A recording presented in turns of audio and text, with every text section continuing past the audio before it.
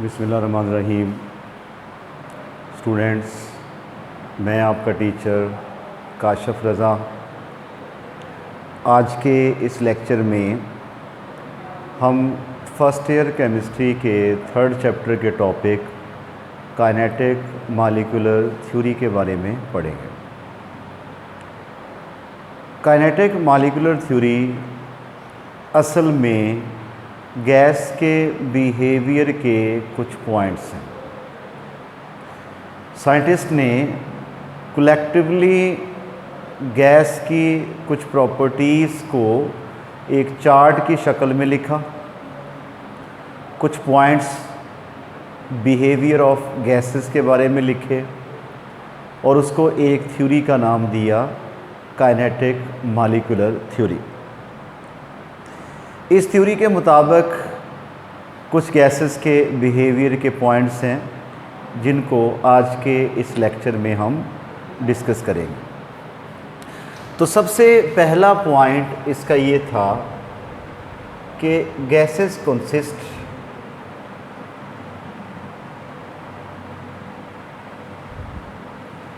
Large number of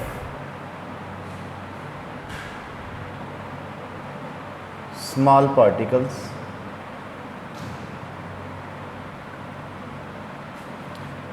which are called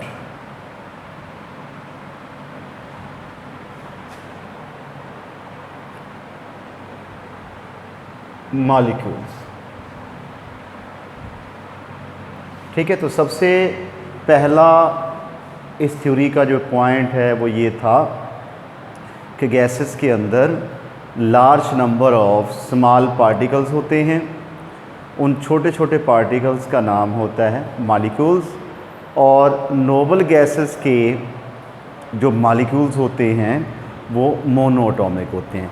noble gases आप लोगों को पता है कि 8वें ग्रुप के जो एलिमेंट्स हैं जिनमें हीलियम है, उसके बाद नियॉन, आर्गन, क्रिप्टॉन, जीनॉन और रेडॉन। रेडॉन तो एक रेडियो एक्टिव एलिमेंट है लेकिन इस 8वें ग्रुप का ये मेंबर है।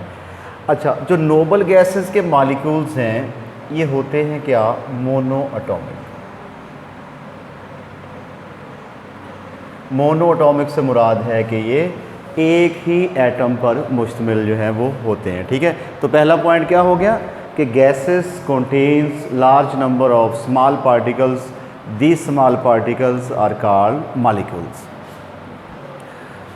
और उसके बाद दूसरा पॉइंट हो गया कि gas molecules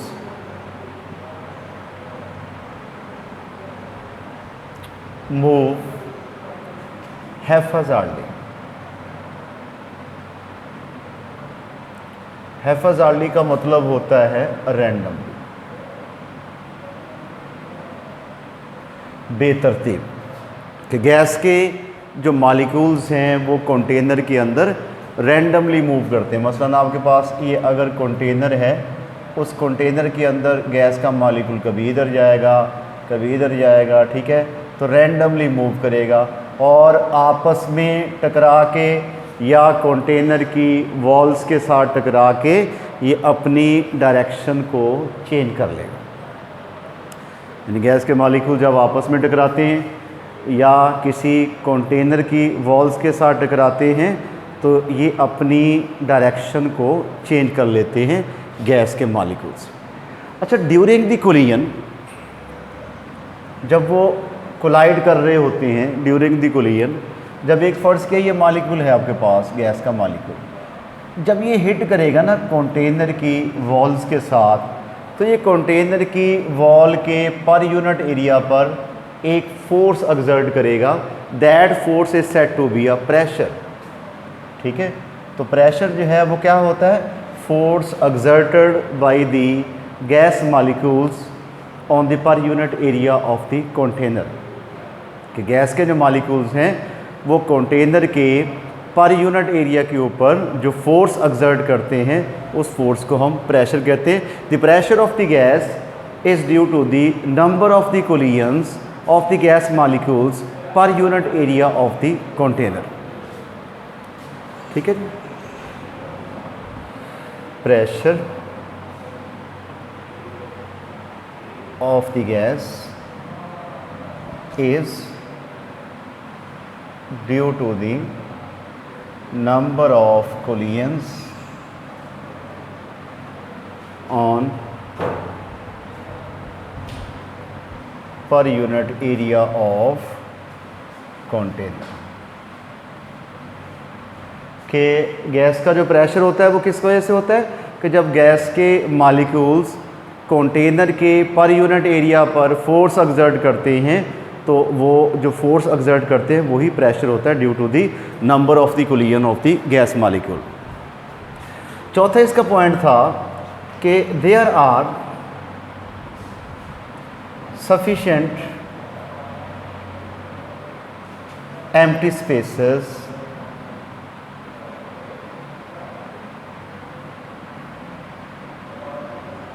among the gas molecules कि gas molecules are widely separated from each other, कि गैस के जो मॉलिक्यूल्स होते हैं वो आपस में एक दूसरे से काफ़ी फासले पे होते हैं। There are sufficient empty spaces among the gas molecules, कि गैस के मॉलिक्यूल्स के दरमियान काफ़ी ज़्यादा खाली जगह जो है वो मौजूद होती है। और पांचवा इसका पॉइंट है कि there are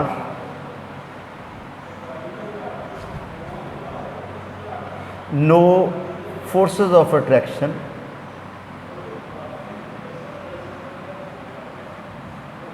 among the gas molecules.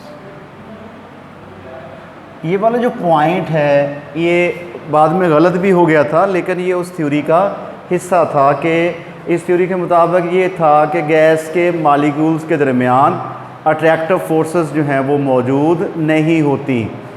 It is a faulty assumption of KMT। ये बाद में गलत भी हो गया था। दो है फॉल्टी अजम्पशन, एक और लिखते हैं हम। और उसके बाद छठा है कि actual volume of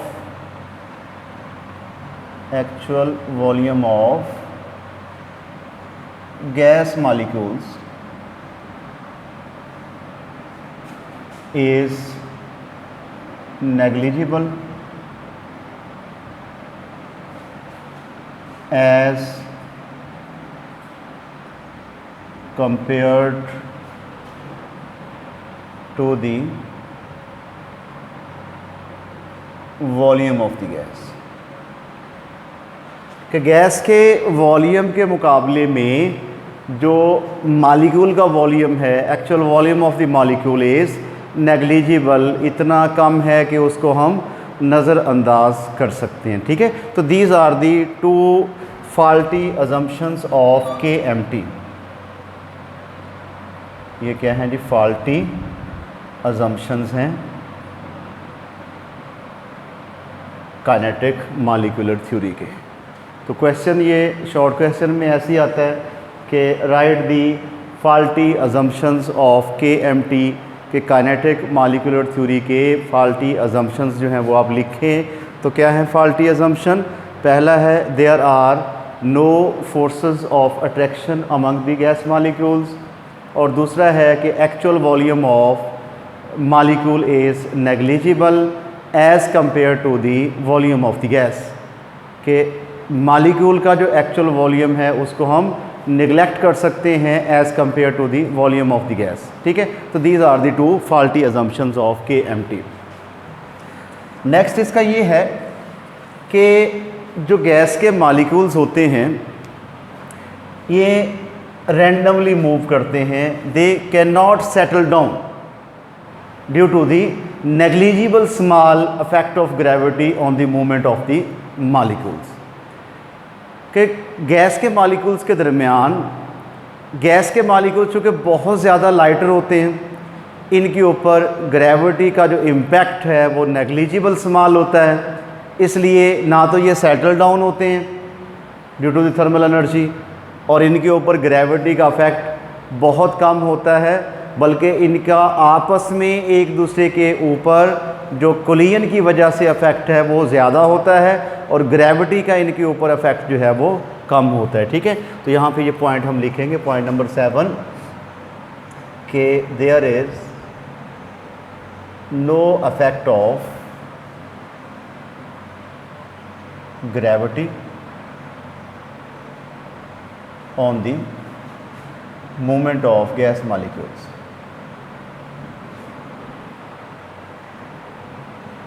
gas molecules, ठीक हो गया कि गैस के मॉलिक्यूल्स की मूवमेंट के ऊपर ग्रेविटी का कोई भी इफेक्ट वो नहीं होता, लेकिन उनका आपस में एक दूसरे के ऊपर इफेक्ट जो है वो ज़्यादा होता है उनकी ग्रेविटी के मुकाबले में। और इसका लास्ट पॉइंट जो है वो ये है 7 और ये 8 के kinetic energy of gas molecules is directly proportional to the absolute temperature, directly proportional to the absolute temperature।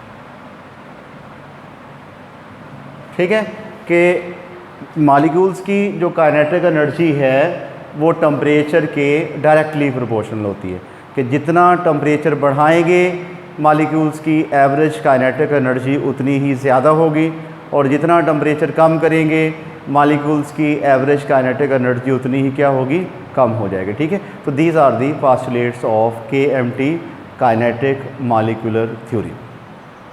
तो इसमें जो हमने पढ़ा कि पहला पॉइंट पढ़ा कि गैस के मॉलिक्यूल्स जो होते हैं ये रैंडमली मूव करते हैं, हैफाजार्डली मूव करते हैं। ठीक हो गया, और उसके बाद gases consist of a large number of very small particles, these small particles are called molecules. और नोबल गैसेस के जो मॉलिक्यूल्स होते हैं वो मोनोटॉमिक होते हैं, एक ही एटम पर मुश्तमिल होते हैं, और गैस के मॉलिक्यूल्स के दरमियान सफिशिएंट अट्रैक्टिव फोर्सेस मौजूद होती हैं, और गैस का जो प्रेशर होता है वो मॉलिक्यूल्स की नंबर ऑफ़ कोलिजन्स की वजह से होता है। फिर हमने इसके दो फॉल्टी अजम्पशंस पढ़े कि there are no forces of attraction among the gas molecules and the actual volume of gas molecule is negligible as compare to the volume of the gas. फिर हमने पढ़ा कि ग्रेविटी का इनके ऊपर कोई भी इफेक्ट नहीं होता, और जो मॉलिक्यूल्स की एवरेज काइनेटिक एनर्जी होती है वो टेम्परेचर के डायरेक्टली प्रोपोर्शनल होती है। तो आज के हमारे लेक्चर में इतना ही था। नेक्स्ट लेक्चर में अगले टॉपिक के साथ दोबारा हाज़िर होंगे। उस वक्त तक के लिए अल्लाह हाफ़िज़।